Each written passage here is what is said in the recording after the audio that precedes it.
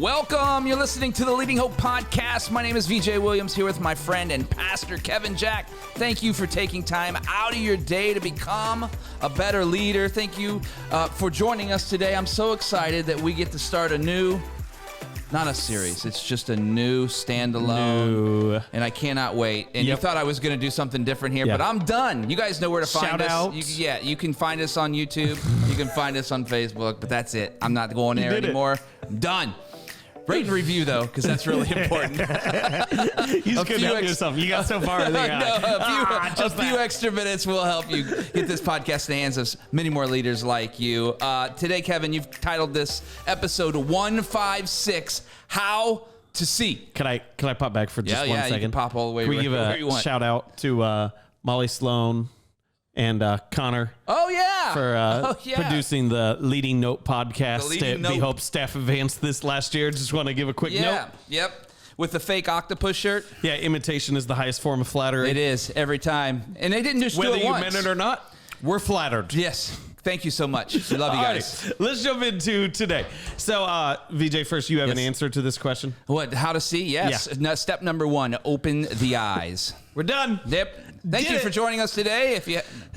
Sorry. So today, what I want to do is I want to give some thoughts on focus, planning, blind spots, all of these different things. And there's this old Jewish proverb that says, we do not see things. Oh, you intrigued. I said Jewish proverb, and you're like, I was like, oh, well, I didn't know where you're going with this. And the proverb is, we do not see things as they are. We see things as we are.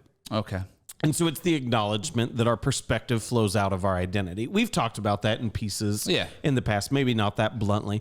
But I want to talk about just kind of like how we see and how it relates to our awareness of what's taking place, how it relates to how we plan. And so I just want to give kind of a couple helpful points. You may not, this is one of those podcasts that, like, my guess is when someone sees the title, they're not like, oh, I don't know how to see. Yeah, right. But my guess is there's some pieces within here that you're really missing, especially as it applies to the rhythm of how we see correctly, how we see helpfully in terms of what we need to accomplish. So just a couple handles around this idea. First one is that you are better at seeing close up or far away. You're better at one. You have a strength in one area. I found this out. This was fascinating to me. Ready? So we talk about, like, some people will say, I have perfect vision. Okay. I have 20/20 vision. Yep. I have perfect vision. And that's like, that's normal vision. Right. That's not perfect. And I found this out. No one may care about this, but I thought it was intriguing.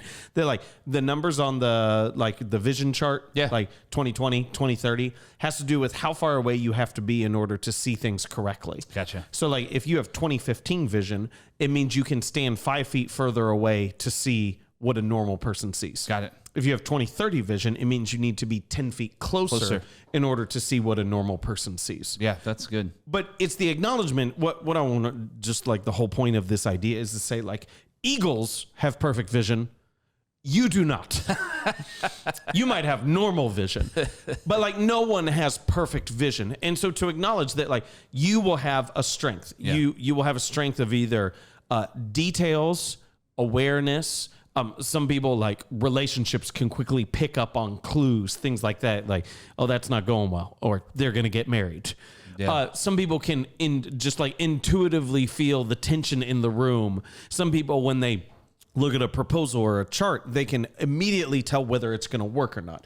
And so I just want to acknowledge, as it relates to like long-term planning, patterns, predictions, how those things go, or as it relates to short-term awareness, details, things that are more like in the tenacity side of strengths. Yeah. You have a gifting. You're better at either seeing up close or far away. Yeah. You need to be. Now, we're going to talk as we move through this as to how to increase those, but I just want that idea settled in. You're at V, which one are you? I probably do better when I see up close. Yeah, I would agree with that. Yeah. And I am much better further away. Yeah. Close up, I'm not good. Right. So, first piece, you're better at seeing close up or far away. Yeah. Second idea for today is that you need to be aware of how far into the distance you can see. So your long range sight, your distance sight, you need to be aware of what that actually is. Good. I would say it's true of both. You need to be aware of both, but I would say even more so, you need to know how far into the distance you can see. I went through first off, I became more aware of this because my kids were pointing out signs before I could. Okay. They're like, oh, this is on the exit. And I was like, how did you know that? Yeah. They're like, well, it's on the sign. I was like, that sign way up there. They're like, yeah, it says it on the exit. I was like, shoot. I didn't realize that I had lost some of my long range sights. Yeah, impressive. That was better earlier in life. But I really felt this when we made the move from Be Hope Church to Highland Park. Because at Be Hope, I have been in the culture long enough, I've been in the strategy long enough that I really felt like I had a great grasp of how like current initiatives would play out in the long term, what the potential problems would be in the future, where the opportunities that we would need to seize were. And then when we made the shift, I didn't know. Like, I was brand new to the culture. I was brand new to the system, to the context, to all these different things. And people always talk about like it takes time to adapt. One of the things that people didn't prepare me for was how much I would lose my long range vision and how long it would take me to get that back. Gotcha. We've talked about that just in bits and pieces on here. Would say like I just got away recently for 2 days to prep out messages through Easter. I couldn't have done that 6 months ago. I couldn't have done that 2 months ago. Yeah. I needed until now to know where we needed to move with some of these pieces. I have a friend who's a pastor at a long-standing traditional church that I think he's doing a great work there. And one of the things when I was talking to him is he said, for the first year, I couldn't think more than a week out. If I thought more than a week out, it was debilitating. And so I could only go, and he goes, sometimes people would ask me, what are we going to do for Christmas? What are we doing for Easter? What's that? And he goes, no, week at a time right now. Yeah. And I thought that was such a wise insight to know how far into the distance he could see. And that's what I believe. You need to be aware, like how far accurately can you see a month out? Can you see 3 months out? Can you see a year out as to how the current things are playing out and what problems and opportunities you need to be aware of? And I would say that give yourself grace if you're new to a culture, but the longer you're in a culture, the further your long range vision should expand. Third idea. Your vision and focus should work like a lens. This is the most important thing that I want to communicate today. And that is lenses, like nice, like camera lenses. Everything is not in focus all at once. For a nice camera lens, you can alternate. Are the things up close in focus? Are the things in distance in focus? What is the thing that is seen most clearly? It works with a rhythm going in and out. We'll get to that in a second. But I want to say, like, you cannot have great long-range vision and always be in the details. You cannot always be in the details and always be looking towards the future, okay? And so you just need to know that you can't do both at the same time, that it's going to go in and out at times. And so here's the rhythm that I believe that we need to be able to adopt is if we are only long range, if we're only future planning, if we're only distance vision, we lose sight of where we are right now and our ability to navigate it. If we are only in the details right now and working day to day, week to week, we miss where we need to head and the opportunities that we need to seize and the problems that we need to avoid in order to get to where we need to go. And so I believe that a great rhythm for leaders is that you need your life, the rhythm should work like a lens, that you need to spend seasons in the details. And then the phrase that I've heard that I think is a fantastic phrase is that you need to spend time leading at altitude. You need to spend some time, think of it as like climbing up a mountain, removed from the initial problems that are happening right now, an ability to get higher up, to see further into the future, and then return to the details. Leaders who live on the mountain are not able to influence what's happening right now, and they usually have a completely inaccurate grasp as to where their team is and where their organization is. Yeah. Leaders who never go up on the mountain, never take time to try to get some distance vision. What happens is I believe they squander the most significant opportunities that are right there before them, and they deal with the same problems week after week, month after month, year after year. You've met these leaders. Like, I hope you're not this leader, but you've met this person who, like, when you ask them what's their issue, you could answer for them because it's going to be the same issue every single time. Yeah. And it just deal like, oh, my team, this system, this thing makes me nuts. Yeah. It's like, could you ever fix it? Yeah. Could you ever actually make it better? And so I believe that as we understand, like, hey, we're not always equally good up close and far away. But in a leadership position, you need to be able to do both. You need to know which one is your strength. And so what you do is you work your calendar with a rhythm of taking time to get super immersed in the details, to see up close, and then to take time to look at it from a further picture, to lead at altitude so you can see what's coming up. It's very wise, because everyone, you said it, and most people know that leader that is doing what you described as something that makes everyone crazy, really. Yeah. I think the hard part, or at least for someone might be listening today, I think the thing that we have to maybe dive a little deeper into is the fact that you said you can't be both at the same time. Yes. Which you can't be both at the same time, but the organization actually has to have it happening both at the same time. Oh, that's great. And BJ. so that's the thing that I always struggle with is, like, I know that I can't be in the details of everything and look out into the forward to push the online to new levels, the things we haven't seen before. But someone has to be in both. Not someone. A team of people need to be in both. So how do you decide at which point you're going to jump far out and go, like you said, you just recently spent 2 days, and I know you had some time in a season where you knew that wasn't possible, and now it is, but then how do you rely on the people being in the details while you're looking at a very long-term goal? Yeah, I would say it as, I don't have to, the data points for the up close aren't always coming from me. Does that make sense? Like, I'm not discovering those data points. Yeah. But I better be aware of those data points. Right. Yeah, I mean, sure, you've got to be aware of them, but if you're, so the how are you moving the organization to the place of which it needs to go next, with being you're seeing further away, right? You're looking far away. How do you make sure that all the details are making sure those are happening while you're working?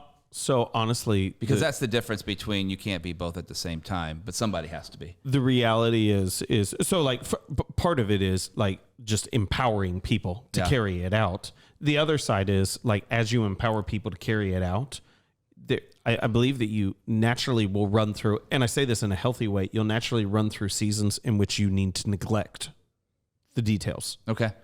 And so to say, like, assimilation process for church. I was a part of the initial design. I am monitoring metrics.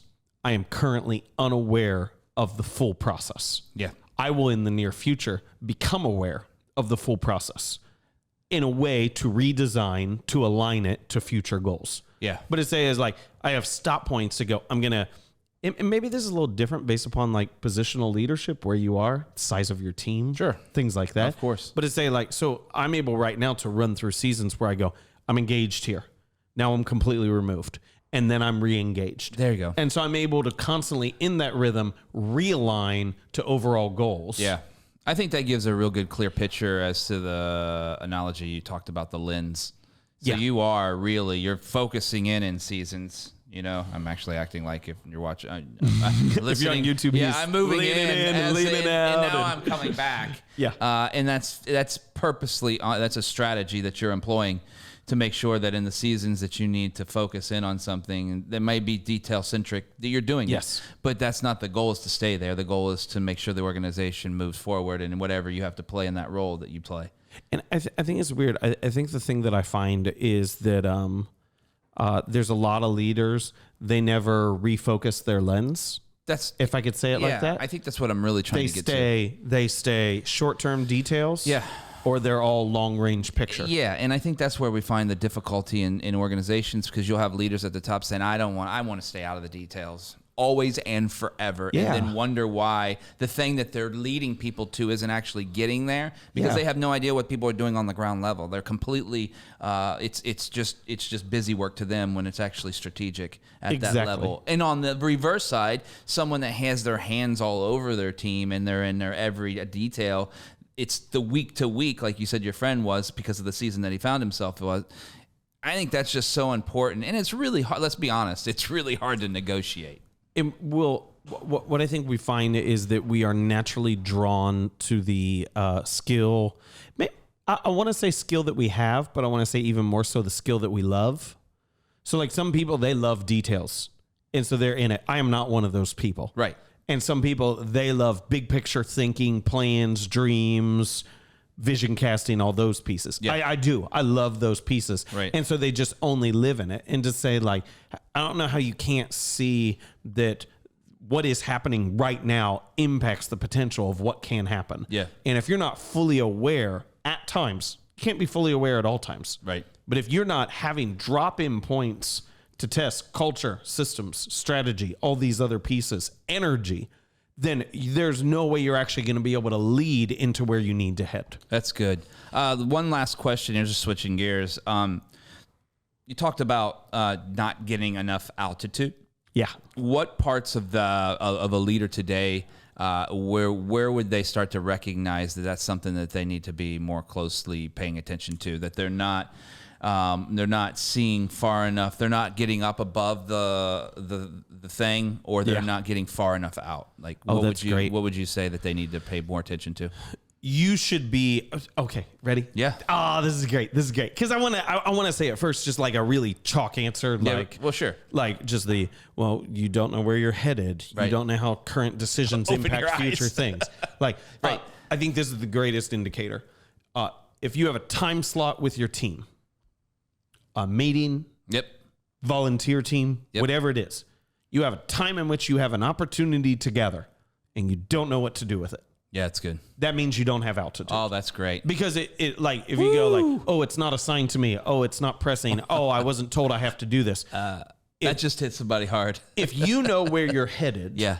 So like some people say, I will cancel meetings strategically for rest and to upset the rhythm or because I'm out. Right. I have never once had a spot. Well, we've got this group. We've got this meeting here at 1:00. What do you want to talk about? Oh, no, I don't really have anything to talk about. If you don't have anything to talk about, you don't know where you're headed. Yeah. Yep, that's great. We'll leave it right there for this episode. I really love it. I'm glad that you didn't give the canned answer. That's great. That's great. Wrap it up for us. 156, our vision, I'm sorry, not our vision process. 156, how to see. Yeah, I just really want people to see that there's a rhythm to being aware of systems and details and strategy and doing long-term planning. And I want you to know you're going to be drawn to one. Please know which one you're better than at, but you need to run it in a rhythm back and forth. And that's the only way to do both in a healthy and effective way. That's awesome. Thank you for joining us and taking time out of your day to become a better leader. If you're new to the podcast and haven't yet subscribed, it would mean the world to us if you did that now. So post about it, rate and review, or both. You won't believe how that helps get this podcast in the hands of so many more leaders just like you. We love hearing your stories of how the podcast is working in your life and business. If you have a story, visit leadinghope.online and send that to us. We would love to hear from you. And remember, Everyone has 20 minutes to learn to become a better leader. Make it count.